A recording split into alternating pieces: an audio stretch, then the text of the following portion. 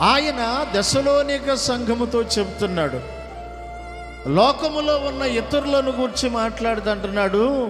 లోకములో ఉన్నవారు నిరీక్షణ లేనివారు అన్నాడు. ఎవరంటాళ్ళు? ఒకవేళ మీరు కూడా నిరీక్షణ లేని ఇతరుల వలె దుఃఖపడొద్దు.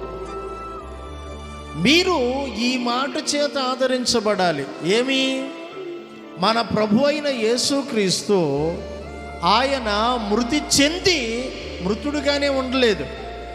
ఆయన తిరిగి లేచిన ప్రకారము మిమ్ములను కూడా తిరిగి లేపుతాడు. హల్లెలూయా. ఆయన తిరిగి లేచిన ప్రకారం మన పితరులను కూడా లేపుతాడు. ఆయన వెంట పెట్టుకొని ఒక రోజున రాబోతున్నాడు. దేవుని బిడ్డలారా, నేర్చుకోవాలి. యేసుక్రీస్తు ప్రభు దగ్గరికి వచ్చిన మనలో ఉండాల్సిన మంచి లక్షణం ఏంటిది?